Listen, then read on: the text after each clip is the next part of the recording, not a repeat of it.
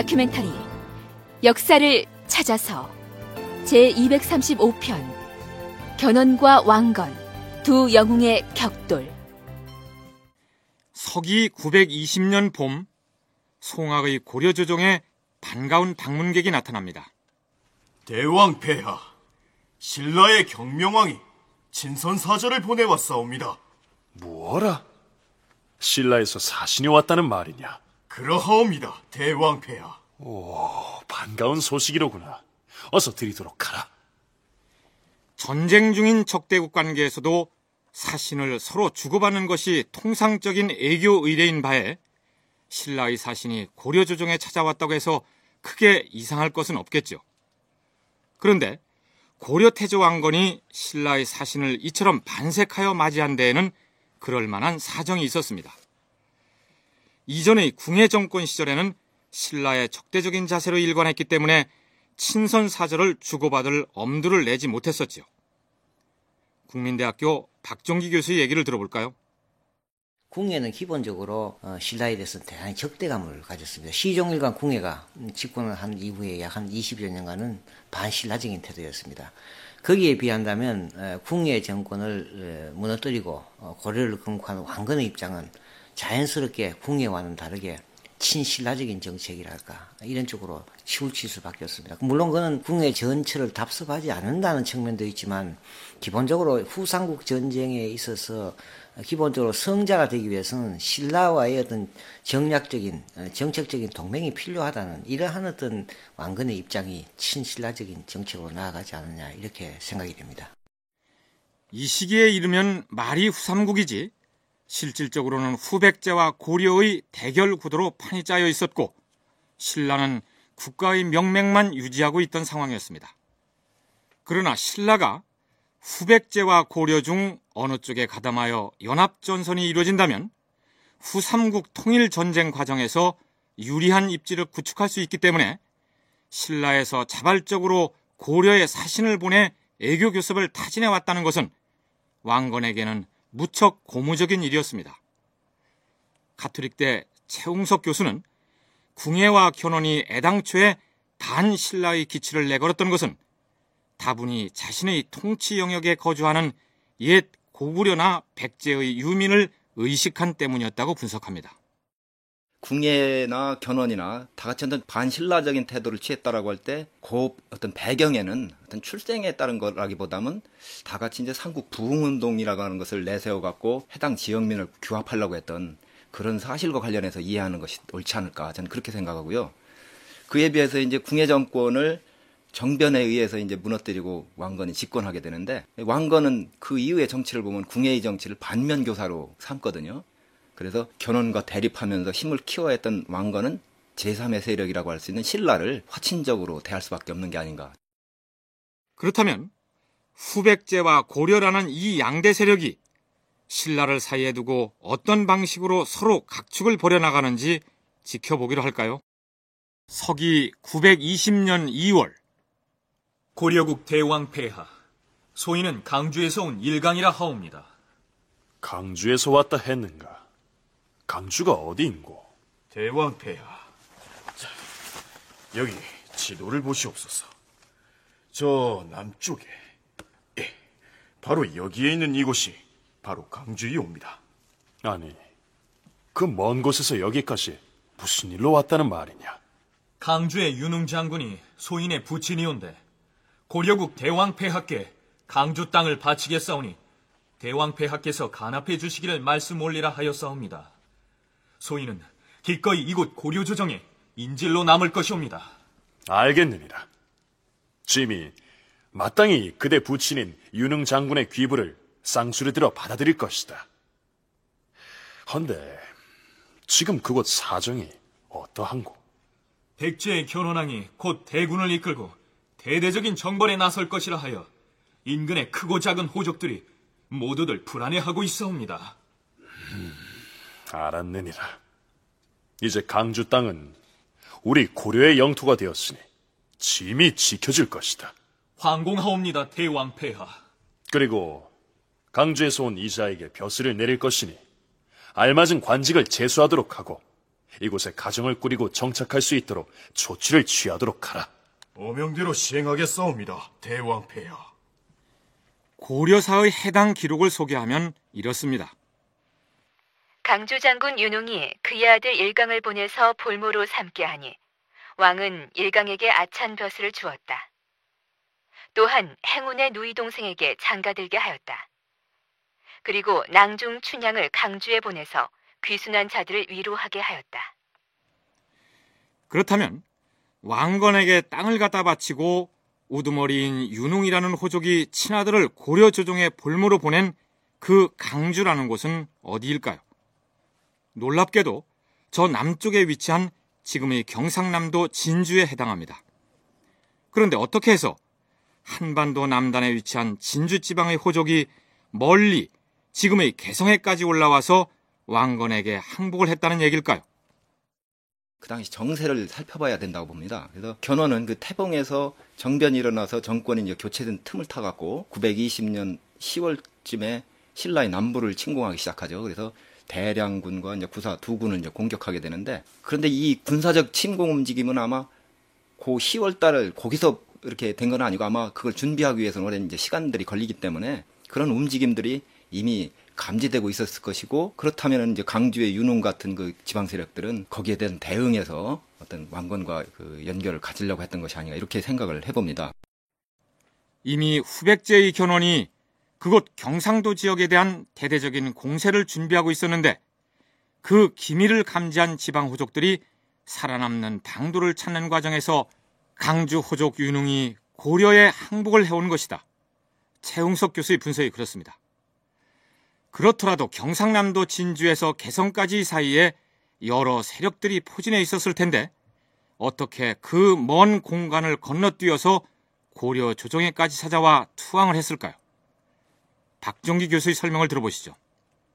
영토적인 개념, 국경선의 개념으로 바라본다면 이상하게 보입니다. 그러나 그 당시에 후삼국 시대의 어떤 이 영웅들은 견훤이나 궁예나 왕건은, 그러한 영웅들은 당시의 어떤 지배는 오늘날 같은 국경선을 전절한 영역 지배가 아니라 어찌 보면 거점 지배라고 할까요?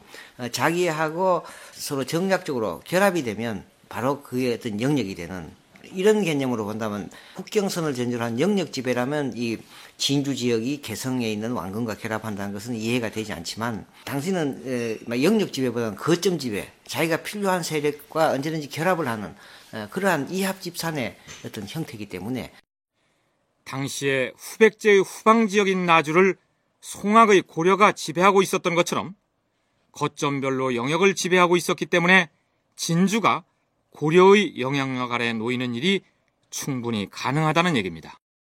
이번에는 고려의 북방 개척에 관한 얘기를 해보기로 할까요? 장군들은 다 모였는가? 예, 대왕폐하. 짐이 장군들을 모이라고 한 것은 우리 고려의 북방 경계에 대한 대책을 의논하기 위함이다. 지금 남방의 백제를 상대하기도 벅찬데 북방에서는 오랑캐들이 끊임없이 우리 고려의 변방을 침략해오고 있으니 어찌 했으면 좋은지 의견들을 말해보라.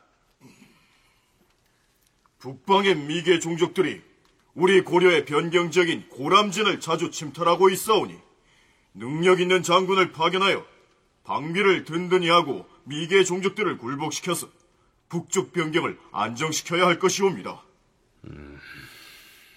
그런 능력을 갖춘 장군이 누구인가?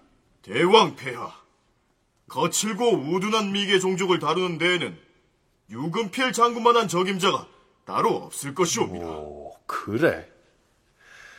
유금필 그대가 나서서 임무를 수행하겠는가? 예, 대왕폐하. 소장에게 군사 3천을 주시면 고람진으로 가서 현지 주민들을 징발하여 성을 쌓고 우리 영토를 넘보는 미개 종족들을 굴복시켜 우리 고려의 군사로 만들겠사옵니다. 좋다. 군사 3천을 내어줄 것이니 그대는 지체 말고 고람진으로 출발하라. 예, 대왕폐하.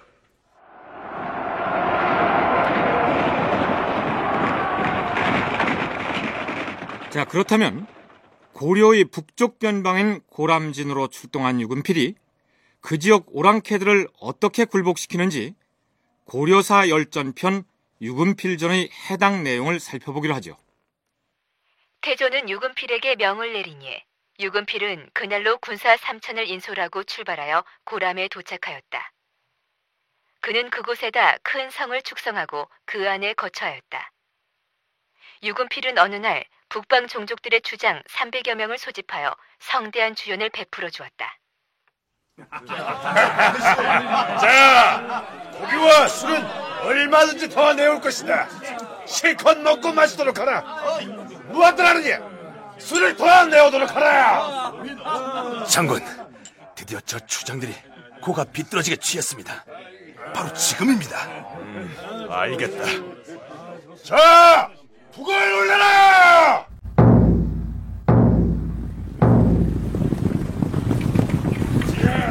자, 멈춰라! 나는 고려국의 장군 유금필이다. 너희들 주장들은 모두 포위됐다. 순순히 항복을 할 테니 섣불리 저항하다가 목을 내놓겠느냐? 유금필은 그들에게 성대한 주연을 베풀어 취하게 한 다음에 기회를 포착하여 위협하니 주장들은 모두 복종하였다. 유금필은 부하들을 여러 부락에 파견하였다. 너희 마을 추장이 우리 고려국의 장군께 항복하였다. 너희들도 모두 나와서 복종하라. 복종하지 않는 자는 목을 맬 것이다. 이렇게 되자 여러 부락에서 서로 이끌고 와서 귀순한 무리가 1,500명이나 되었으며 그동안 포로로 잡혀갔던 고려 사람 3,000여 명을 풀려나게 하여 데리고 왔다. 이때로부터 북방이 편안해졌으므로 왕은 유금필에게 특별한 상을 주었다. 이 상이 북방 개척에 나섰던 유금필의 활약을 기술한 내용입니다. 현재 우리 학계에서는 이 고람성에 대해서는 정확한 위치를 비정하지 못하고 있습니다. 아마도 이게 북계 지역이라 한 걸로 봐서는 오늘날 평안도 지역 쪽에 소재한 것으로 보일 수 있고, 추장들은 아무리 볼 때는 이 고려의 주민이 아니라 당시에 평안도 일대 그리고 압록강 일대에 있었던 거란 치하에 있던 어떤 유목 민족들, 대체로 학계에서는 이 세력들이 유금필이가 정벌 했던 300여 명의 추장들은 대체로 말갈 쪽, 지금의 여진족 이 어떤 여러 추장들이라고 보여집니다. 그건 왜 이렇게 태조 2년에 이 지역을 태조가 정벌하게 됐냐 하는 것을 우리가 생각해보면 역시 태조의 어떤 국방정책과 밀접한 것 같습니다. 왕건이 송악으로 천도하면서 평양을 서쪽의 서울, 즉 서경으로 개척하여 운영한 건 역시 왕건의 북방 개척의 의지를 과시한 것이라고 할 수 있겠죠. 그러니까 유금필이 말갈 추장 300명을 굴복시키고 고람성을 축조한 건 역시 왕건의 북방 개척의 일환으로 보아야 한다는 것이 박종기 교수의 얘기입니다. 한편 최웅석 교수는 유금필의 이 북방 개척과 관련해서는 궁예 말년에 북방으로 도피했다가 왕건이 왕위를 찬탈하자 고려로 돌아온 윤선이라는 인물과 관계가 있다고 분석합니다. 그 윤선은 궁예 말년에 화를 피해서 이제 북방으로 가서 고람성 그쪽을 이제 근거로 해서 흑수말갈무리를 모았다 이렇게 나와 있습니다. 그런 윤선이 왕건 초기에 왕건에게 귀부를 하거든요. 그때 이제 윤선은 왕건한테 다음 같은 얘기를 합니다. 뭐라고 하냐면 동북 방면에서 말갈족이 이제 행향하면서 굉장히 불안정한 정세에 있다. 그래서 여기에 대한 어떤 대책이 시급하다 이런 건의를 하거든요. 그리고 그 이후에 이제 말갈족이 고람성 부분을 계속 이제 횡행해오는 그런 이제 판국에 있었는데 이때 이제 왕건이 920년에 가서 유금필을 파견해서 이제 개정군 3,000명을 이끌고 고람성을 축조하게 하죠. 자, 그러면 이 시기에 후백제의 사정이 어찌 돌아가고 있었는지를 살펴보기로 할까요? 하온대, 이번 원정에는 군사를 얼마나 출동시키실 계획이시온지. 이번에야말로 신라로 가는 주요 관문 지역을 확실하게 확보를 해야 할 것이야. 대왕마마께서 진두지휘를 하실 것이옵니까? 물론이다. 보병, 기병 합해서 10,000명은 동원해야 할 것이야. 하지만 군사가 10,000명이나 빠져나가고 더군다나 대왕마마께서도 도성을 비우시고 신라 쪽으로 친정을 나가시면 왕경의 경계가 취약해질 것이온데. 북방에서 고려군이 쳐내려 올까봐 그것이 걱정이라는 얘기가 아니냐. 그러하옵니다, 대왕마마. 걱정할 것 없느니라. 고려에는 친선 사절단을 보낼 것이야. 아니, 대왕마마. 신라의 대야성 방면으로 대대적인 군사원정을 계획하고 있는 판에 고려에는 어찌하여... 신라로 가는 거점을 안정적으로 확보하려면 고려 쪽하고는 전선을 만들지 않아야 할 것 아니겠느냐. 왕건에게 특별히 귀한 선물을 보낼 것이니 사절단은 떠날 준비를 서두르도록 하라. 알겠는가? 예, 대왕마마. 견훤은 왕건의 즉위를 축하하는 사절단을 보낸 이래 두 번째로 친선 사절단을 꾸려서 보냈는데, 기록에 의하면 지리산의 대나무로 만든 화살과 공작새의 꼬리로 만든 부채인 공작선을 특별히 선물로 보낸 것으로 되어 있습니다. 후백제의 견훤은 전쟁을 할 때 하더라도 고려나 신라 왕실의 애교적으로는 정중하게 예를 차리는 것으로 기록에 나타납니다. 신라 왕실을 존중하는 태도가 엿보이는 겁니다. 그래서 아마 이렇게 보건대 대외적으로는 중국과의 외교 관계라든가 또는 왕건 정국과의 어떤 경쟁적 관계 이런 걸 고려해서 반신라적인 태도를 표방하기는 어려웠던 것은 아닌가, 초기 단계에서는요. 이렇게 한번 생각을 해보고요. 그 다음에 고려 건국 후에 이제 견훤이 축하사절하고 선물을 보내는 등 이제 고려 화친 정책을 시도를 합니다. 당시 견훤은 태봉에서 이제 궁예가 축출되고 왕건이 집권한 틈을 타서 신라의 합천, 초계, 김해 방면으로 이렇게 진출을 시도하거든요. 그런 그 신라로의 진출을 안정적으로 시도하려면 아무래도 고려와의 긴장 완화가 필요했던 단계가 아닌가. 견훤은 고려에 친선 사절을 보내서 화해 제스처를 쓰는 한편으로 신라 지역으로 대대적인 정벌에 나서는데, 우리는 신라의 대야성으로 진격할 것이다. 백제군은 나를 따르라!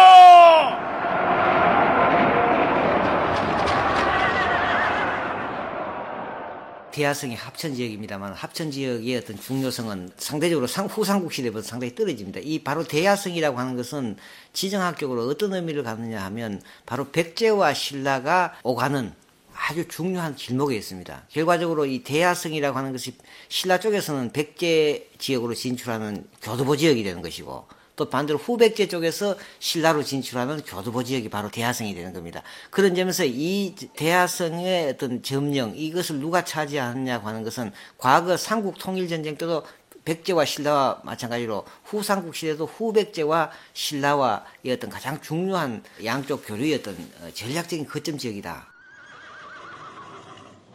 자, 우린 드디어 대량과 구산을 정복했다. 다음은 진례군으로 진격할 것이다. 공격하라!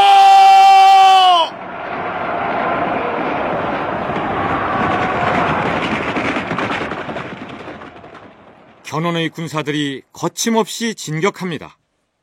대량은 합천지역, 구산은 지금의 초계를 일컫습니다. 진례군은 충청도의 금산으로 추정되지만 확실하지는 않습니다. 어쨌든 이처럼 후백제의 견훤이 경주로 통하는 거점을 확보하기 위해서 합천 지역을 점령해 들어가고 있었는데, 한편 여기는 송악의 고려 조정. 고려국 대왕 폐하, 소인은 신라에서 온 사신 아찬 김유리옵니다. 아니, 무슨 일인데 이리 허겁지겁 달려왔느냐?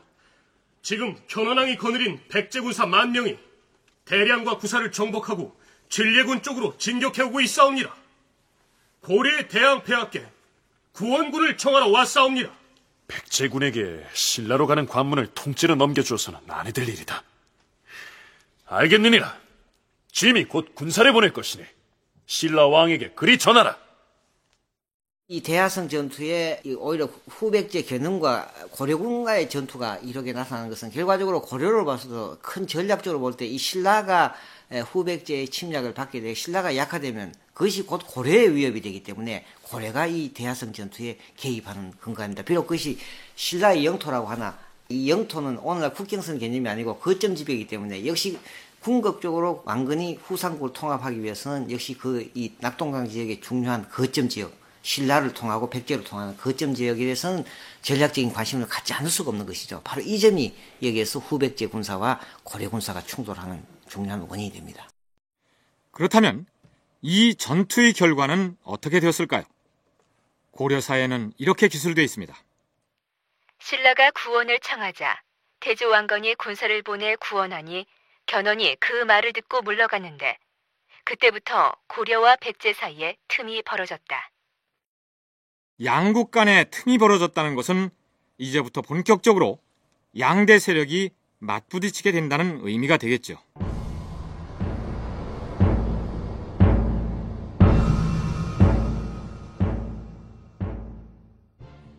이번에는 모처럼 삼국사기 신라본기의 기사 한 대목을 살펴보도록 하겠습니다.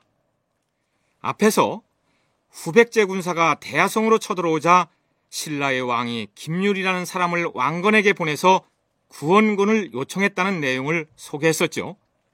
이 김율이 신라로 돌아와서 신라의 경명왕에게 고려의 사신으로 갔을 당시에 있었던 일을 이렇게 얘기합니다. 대왕 마마, 소인이 지난번 고려국에 사신으로 다녀왔사온데 그때 고려의 임금이 소인에게 이렇게 물었사옵니다. 짐이 듣기로 신라에는 3가지 보물, 즉 삼보가 있다 하지 않았느냐. 그 하나가 장육존상이요, 2번째가 황룡사 구층탑이라고 했고 3번째가 성대라 했다. 헌데 장육존상과 구층탑은 아직 황룡사에 있거니와 성대는 지금 있느냐? 이렇게 물으셨사온데 신이 대답을 하지 못하였사옵니다. 그런 일이 있었느냐? 헌데 신라의 임금인 과인도 그 성대가 무엇인지 어디에 있는지 알 수가 없구나. 여기서 성대란 성스러운 허리띠라는 의미로서 진평왕 때 하늘에서 하사한 옥장식이 되어 있는 허리띠라고 해서 천사옥대라고도 불리는 물건입니다. 신라왕은 궁금한 김에 그 허리띠의 행방을 수소문했는데 황룡사에 있는 90살 된 승려가 이렇게 말합니다. 대왕마마, 신이 일찍이 들었사온데 성대라는 것은 진평 대왕의 허리띠라고 하는데 역대 대왕마마들께서 이를 전하여 남고에 비장하고 있다고 하옵니다. 여기서 남고란 남쪽에 있는 창고를 의미합니다. 결국 신라의 경명왕은 창고를 뒤진 다음에 그 문제의 옥띠를 찾아냅니다. 그 옥띠의 모양이 금과 옥으로 꾸며졌고 길이가 아주 길어서 보통 사람은 허리에 찰 수가 없었다고 설명하고 있습니다. 그렇다면 왕건은 왜 신라의 삼보에 대해서 그토록 관심을 가졌을까요? 왕건이 신라의 삼보를 구한 거는 아마 그것을 받음으로 해서 신라를 계승했다고 하는 정치적 정통성을 주장하려고 했던 것이 아닌가, 그렇게 생각을 하고요. 근데 왕건으로 볼 때 이제 신라 귀족의 입장에서는 이 왕건은 골품제에 들지도 못한 변방의 지방 유력자 집안 출신이거든요. 따라서 왕건이 그런 핸디캡을 극복하기 위해서 풍수 도참사를 이용해서 사만을 통일할 인물이 이제 송악에서 태어난다든가, 그래서 송악이 이제 명당이다, 이런 식으로 이제 분식하기도 하고, 자신의 선조를, 호경이죠, 그 호경을 성골 장군이라고 하는 것과 마찬가지로 해서 자신이 이제 신라의 왕권을 계승했다고 하는 정당성의 근거를 확보하려고 했었던 것입니다. 그런데 삼국사기 저자 김부식은 이 기사의 말미에다가 다음과 같은 개인적인 평을 붙여놓고 있습니다. 옛날 명당에 앉아서 나라를 이어받는 옥새를 쥐고 9개의 솥을 진열하여 놓는 것. 그것이 마치 제왕들의 대단한 일인 것처럼 생각하지만 한퇴지가 평론하기를 하늘과 백성들의 마음을 모으고 태평성세의 기초를 일으키는 것은 결코 3가지 기물이 할 수 있는 일이 아니다라고 하였으니 3가지 기물을 소중하다고 한 것은 과장된 자의 말이 아니겠는가. 더구나 신라의 소위 3가지 보물은 또한 사람이 만든 사치한 물건일 뿐이니 나라를 통치함에 있어서 이들이 어찌 꼭 필요한 것이겠는가. 맹자에는 제후의 보배가 3가지이니 이는 토지와 백성과 곧 정치다라고 기록되어 있으며 조서에는 초나라에는 보물이라고 여길 만한 것이 없고 오직 착한 사람을 보배로 삼는다고 기록되어 있다. 만일 이런 것을 알고 행한다면 좋기 한 나라를 선하게 할 것이며 나라 밖으로 실천하면 좋기 천하의 은혜를 입힐 수 있는 것이니 이 밖에 또 무엇을 보배라고 말할 수 있겠는가? 태조는 신라 사람들의 전설을 듣고 그저 물어보았을 뿐이며 그것을 숭상할 만한 것으로 생각한 것은 아니었다. 신라가 진평왕대 이후로 왕권의 신성함의 상징으로 국보로 정해 이어내려온 것이 삼보였는데 김부식은 그런 따위 사치품을 보물로 여기고 있으니 나라가 기울어가는 것 아니냐. 진정한 보물은 그런 기물이 아니다. 이런 투로 폄하하고 있는 모습이 보입니다. 바꿔 말하면 신라의 삼보에 관심을 나타내는 왕건에 대해서도 비판을 하고 있는 셈이죠. 박종기 교수는 왕건이 신라의 삼보에 관심을 보인 것은 신라는 어차피 고려에 통합될 것이기 때문에 왕건이 정복군주로서 피정복국의 보물에 관심을 보인 것이다. 이렇게 분석합니다. 이 김부식의 입장에서는 왕건이가 유교 군주로서의 채통을 잃었다는 점에서 비판하지만 당시는 후삼국 전쟁 시기고 그 당시에 어떤 군주들이란 것은 영웅군주, 정복군주로서의 모습을 보이는 것이죠. 그런 점에서 본다면 김부식은 왕건을 그렇게 비판한 것은 당시 후삼국 시대의 어떤 시대 상황을 그때의 군주는 정복군주라는 것이 영웅군주라는 것이 더 중요하다는 사실을 놓쳐버린 것이 아니냐 이런 생각이 듭니다. 저는 그런 점에서 이 기사가 김부식의 입장에서는 후삼국 시대의 정세를 정확하게 이해하지 못하고 한 얘기다. 오히려 저로서는 그 당시에 왕건이가 신라의 삼보에 관심을 갖는다는 것은 바로 정복군주, 영웅군주로서의 모습을 보여주는 것이 아니냐. 와! 대왕폐하, 우리 영토의 북변에 또 외적이 침입했사옵니다. 북변에 외적이 침입을 해. 지난번 유금필 장군이 고람성을 세워 그곳 주장들이 지배했다 했는데 그들이 다시 반역을 한 것이더냐? 아니옵니다, 대왕폐하. 말갈 병부의 달고적들이 무리를 이끌고 우리 영토의 북변을 침략해오고 있다 하옵니다. 소장에게 군사를 주시면 나가서 놈들을 소탕하겠사옵니다. 좋다. 장군 경곤에게 군사를 줄 것이다. 헌데 그들을 어떻게 무찌를 것인지 계책이 있는가? 우선 삭주에 진을 치고 있다가 기병을 거느리고 나아가서 기습 공격을 감행할 것이옵니다. 좋다. 경곤은 출병하라. 예, 대왕폐하.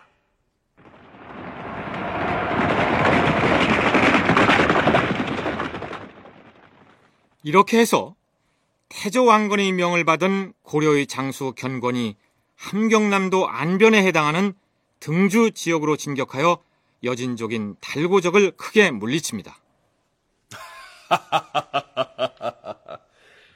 장수 견곤과 휘하 장졸들 모두 수고했다. 짐이 이번에 전공을 세운 자들에게 특별히 곡식 50섬씩을 하사하겠노라. 고려 장수 견곤이 공을 세웠으니 고려왕 왕건이 상을 내리는 것은 당연한 일일 텐데 그 뒤에 이런 내용이 붙어 있습니다. 신라왕은 크게 기뻐하며 사신에게 글을 주어서 태조 왕건에게 보내 감사의 뜻을 표하였다. 무슨 얘기냐 하면 여진족이 지금의 함경도 안변 일대로 쳐들어오자 왕건이 장수를 시켜 무찔렀는데 신라의 왕이 왕건에게 사신을 보내서 고맙다고 인사를 하였다. 이런 내용입니다. 어째서 신라왕이 고마워했을까요? 이미 왕건은 고려를 건국하고 나서 18년이 지나고 나서 천하를 후삼국을 통합하게 됩니다. 그러나 왕건은 이미 고려 왕조를 건국했을 때는 후삼국 국가의 한 국가에 불과했지만 왕건의 어떤 이 국가적인 건설 이상이라고 하는 것은 이미 거대한 신라를 포함하고 후백제를 포함하고 또 저 북방 지역까지 아우르는 큰 대제국을 건설하는 그런 입장이다. 그리고 신라가 이 달고적을 물리친 고려에서 감사를 한다는 건 신라 입장에서는 아직도 자기들이 후삼국 통일국가라고 하는 그런 하나의 어떤 위신에서 한 것이 현실적으로는 아무 의미가 없는 것이고 또 태조 왕건의 입장에서 본다면 그런 신라를 대접해줌으로써 신라를 자기 편으로 끌어들임으로써 상호 명분과 체면을 세워주는 후삼국 이전의 통일 신라 시대에는 그 지역이 신라 영토인 적이 있었습니다. 따라서 신라의 왕은 왕건이 군사를 파견하여 여진족을 물리친 것을 두고 우리 신라 영토를 지켜주어서 고맙다는 의미로 사신을 보내 인사를 한 것이죠.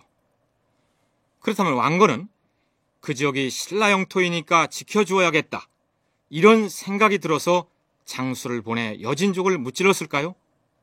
아니었습니다. 그 지역은 이미 고려가 지배권을 행사하고 있던 곳이었습니다. 달고적은 말갈이 한건래로 이제 추정이 되고 있는데, 근데 그 달고적이 침투한 경로를 보면요, 지금 안변에서 등주로 이어지는 그 선이거든요. 근데 그 선에 있던 지역은 이미 918년에 윤선이 귀부를 했고, 그러고 920년에 유금필이 고람성 축성을 하면서 고려가 지배력을 확보하고 있던 그런 지역이거든요. 그렇기 때문에 이제 달고적의 군사적인 행동은 신라뿐만 아니라 고려에도 분명한 위험 요소가 되는 거죠. 이때 신라는 겨우 지금의 경주 이런 정도만 차지하고 있었을 뿐이었는데, 멀리 함경도 땅을 아직까지 자기 영토로 여기고서 고려에게 지켜주어서 고맙다는 인사를 하고 있으니 흥미롭습니다.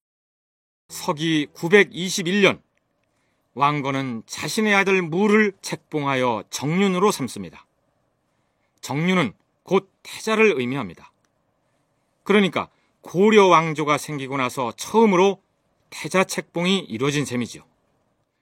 이 태자가 바로 제2대 해종 임금이 되었는데요.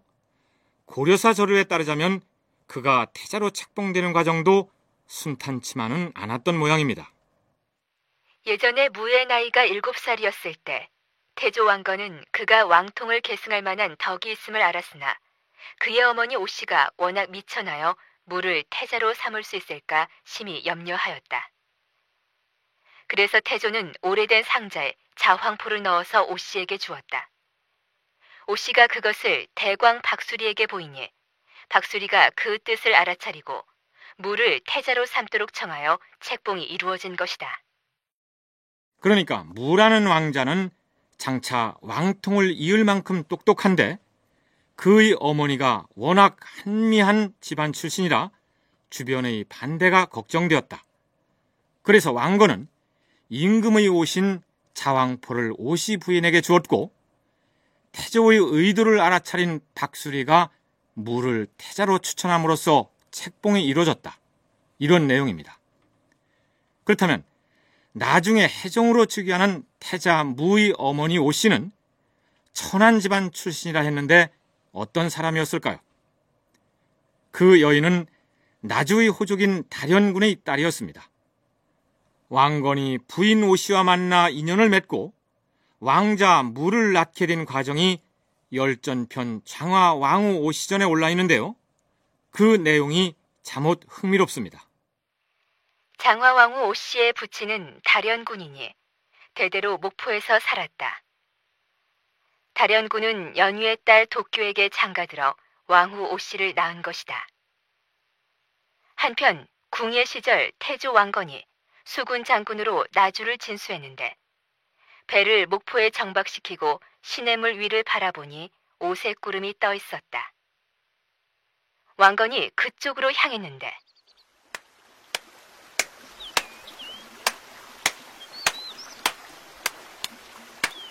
가서 본즉 처녀가 빨래를 하고 있었다. 왕건은 그 처녀를 불러 이성관계를 맺었다. 헌데 처녀의 가문이 한미한 탓으로 임신시키지 않으려고 피임 방법을 취하여 정액을 자리에다 배설하였다. 그런데 여자는 즉시 그것을 흡수하였으므로 드디어 임신이 되어 아들을 낳았는데 그가 바로 해종이다. 그런데 그의 얼굴에 자리 무늬가 있었다 하며 그래서 세상에서는 해종을 일컬어 주름살 임금이라 불렀다. 왕통을 이을 태자를 책봉하여 왕권을 안정시키고 나자 고려 조정에 경사가 겹칩니다. 그동안 관망하고 있던 호족 세력들이 자발적으로 줄줄이 고려에 항복을 해온 것입니다. 922년 6월에 하지연 장군 원봉이 와서 의탁하였다. 가을 7월에 명조 장군 김순식이 항복하였다. 예전에 태조는 김순식이 항복하지 않은 것을 걱정하였는데 실랑 유권열이 말했다. 대왕 폐하, 자고로 아버지가 아들에게 명령하고 형이 아우에게 훈계하는 것은 천리이옵니다. 김순식의 아버지 허월이 지금 승려가 되어 사찰에 있으니 마땅히 그를 보내 타이르게 하시옵소서.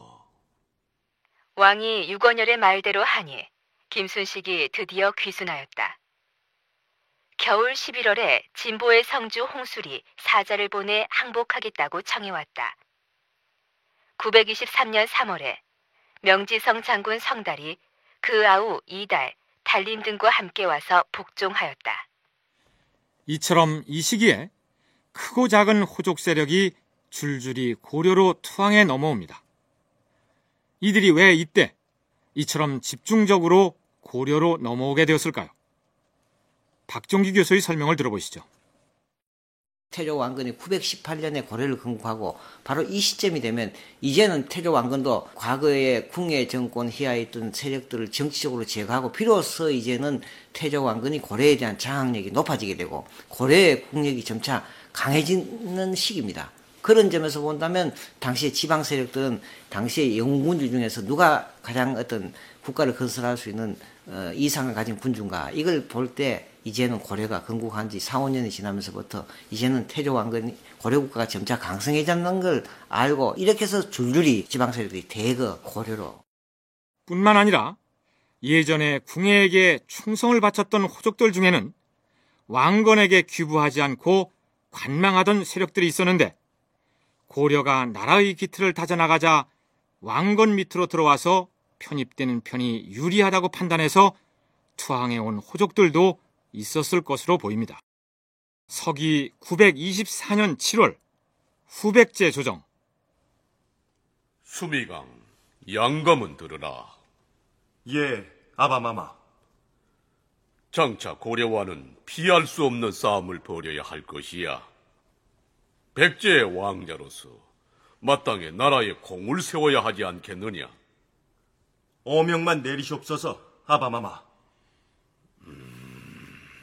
지금 진보성과 명지성의 우두머리들이 속속 고려로 귀부하고 있다. 이러다가는 우리 백제에서 신라로 통하는 관문을 확보하는 데에 어려움을 겪게 될 것이다. 군사를 내줄 것이니 양금 네가 진두 지휘해서 고려의 조물군을 공략하고 돌아오도록 하라. 예, 아바마마.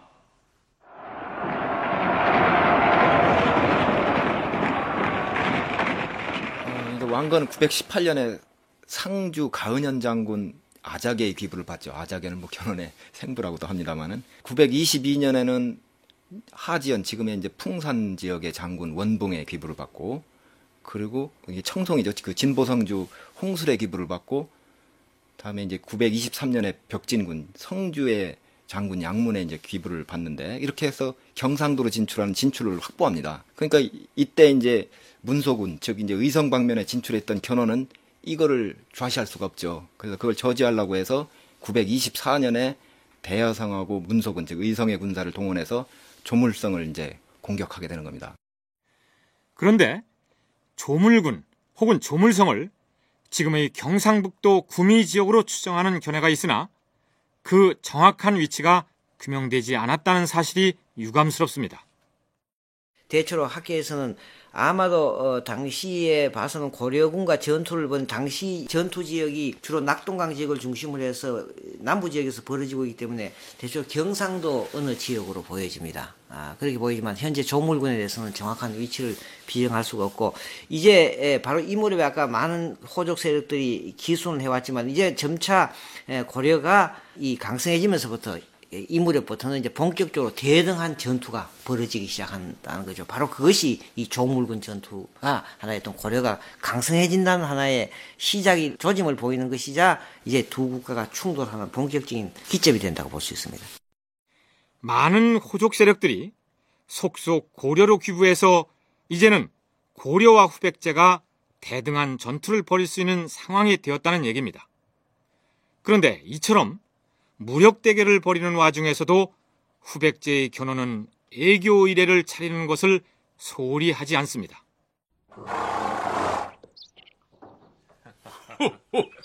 이 생김새며 이 털빛에 흐르는 유기하며 과연 명마로고 이 말을 어디서 가져왔다 했느냐? 예, 절용도에서 가져왔사옵니다. 하늘에서 날개 달린 용마가 내려와 서식한다는 그 절용도의 명마란 말이더냐? 그러하옵니다, 대왕마마. 좋다. 이 말을 가져가라 이르라. 아니, 대왕마마. 이 말을 어디로 가져가라시는 어명이신지. 무슨 소리를 하는 게냐? 송악으로 가는 사신이 곧 출발한다 하지 않았느냐? 하오면 고려왕에게 이 말을 선물로 주라는 말씀이시옵니까? 과인이 왕건에게 보내는 특별한 선물이니라. 왕건이 이 선물을 받으면 틀림없이 좋아할 게다. 절용도는 널리 알려져 있다시피 지금의 부산 영도입니다. 섬 지역에서 군마를 길렀다는 내용이야 여러 기록에서 확인이 되고 있고, 특별히 절용도의 말이 유명하다는 사실도 이미 알려진 얘기입니다만, 한 가지 되짚어볼 부분은 이 시기에 부산의 영도가 후백제의 영역이었다는 사실입니다. 이미 나주 지역이 고려의 영역에 편입돼 있었다는 내용은 소개한 적이 있었는데, 그렇다면 남해 바다의 채권을 대부분 후백제가 쥐고 있었을까요? 태조 왕건이 실제로 후백제의 영역 가운데 가장 중요한 나주 지역을 해상을 통해서 지배를 해보니까, 그러면 견훤의 어떤 이 해군 세력들이 결과적으로 갈 수 있는 곳은 남해 쪽으로 밀려갈 수밖에 없었지 않냐. 그런 것이 진주 쪽으로도 진출하게 되고, 부산 영도 쪽으로 진출할 수 있는 그런 것이 충분히 될 수 있고, 또 남해 지역이 다 견훤의 수중에 들어갔다고는 볼 수 없지만 적어도 남해에 있는 세력 가운데 이 전령도에 있는 세력은 견훤 세력과 연결이 됐다. 견훤의 어떤 거점 지역이다. 이렇게 이해하는 것이 더 좋잖아요. 이게 부산 영도 지역 포함한 이 남해 일대가 후백제의 영역이라기보다는, 남해안 지역이 후백제의 지배하에 있었다고 단정할 수는 없지만, 지금의 영도에 후백제의 군마 서식지가 조성되어 있었다면 그 일대의 호족 세력이 견훤 휘하에 소속되어 있었다는 사실은 틀림없겠죠. 흥미로운 것은 견훤이 이때 왕건에게 선물로 보낸 절용도의 말을 나중에 되돌려달라고 요구한다는 사실입니다. 이 대목은 다음 시간에 소개하기로 하죠. 서기 925년 10월, 대왕 폐하, 사절들을 이끌고 우리 고려로 귀부해온 자들이 또 있사옵니다. 오, 그래. 이번에는 어디서 온 누구이더냐? 고을부 장군 능문이 부하들을 이끌고 와서 우리 고려에 의탁하기를 청하고 있사옵니다. 그거 반가운 소리구나. 아니다. 방금 그 능문이란 자가 어디서 왔다 하였느냐? 고을부를 다스리는 성주이옵니다. 고을부? 고을부라. 그 자의 항복을 받아주지 않는 것이 좋겠다. 돌려보내도록 하라. 대왕 폐하, 지금 백제와 치열한 세력 다툼을 벌이고 있는 마당에... 그러니까 돌려보내라는 얘기다. 고을부라면 신라 서라벌의 코앞이 아니더냐. 그 성이 신라 왕도에 인접해 있는데 우리가 그곳 성주의 항복을 받아들여 그 땅을 차지한다면 신라 왕실에서 얼마나 불안해하겠느냐. 그러니 함께 온 부하 몇 사람만 여기 남아 지내도록 하고 장군 능문은 돌려보내서 신라에 충성을 바치라 이르라. 예, 대왕 폐하. 고을부는 지금의 경상북도 영천으로 비정됩니다. 그러니까 신라를 의식해서 일부러 신라와 인접한 지역에서 찾아온 호족의 항복을 받아들이지 않겠다는 얘기죠. 실질적으로 이 전쟁은 고려와 후백제와의 싸움이다.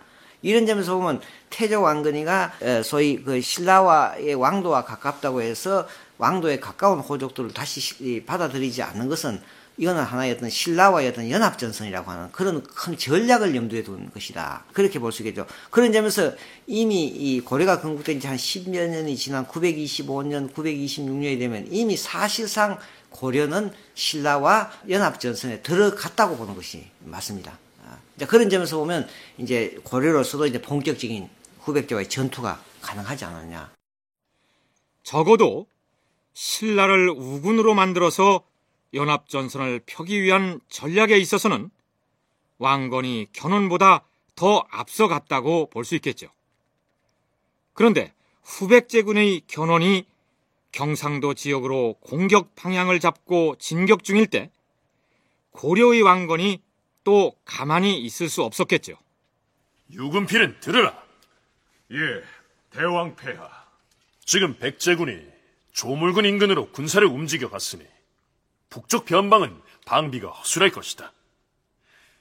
군사를 이끌고 나아가 연산진과 임종군을 공략하라. 예, 대왕 폐하.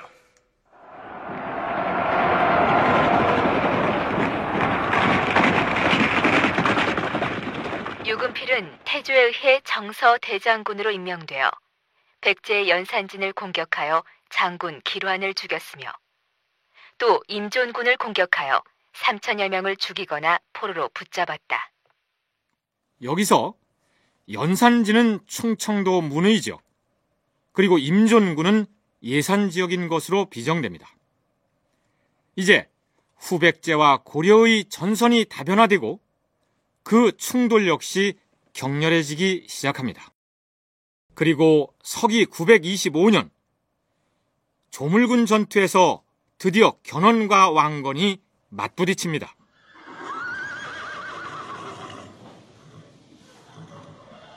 백제군은 물러서지 말고 진격하라!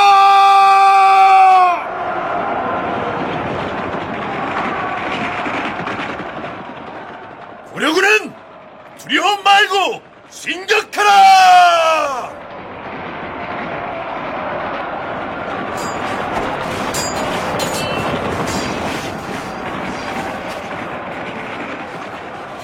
그러나 두 영웅이 진두지휘한 이 전투에서 우열을 가리기가 어려웠던 모양입니다. 고려군은 공격을 멈추고 일시 후퇴하라! 백제군은 싸움을 멈추고 진영으로 돌아와 휴식을 취하도록 하라! 양쪽 세력이 평형을 이루다 보니 좀처럼 승부가 나지 않았고 결국 양쪽은 인지를 교환하고 화친 협정을 맺습니다. 삼국사기 견훤전에는 다음과 같이 기술되어 있습니다. 당시 견훤의 군사가 매우 강성하여 승부를 내지 못하였다.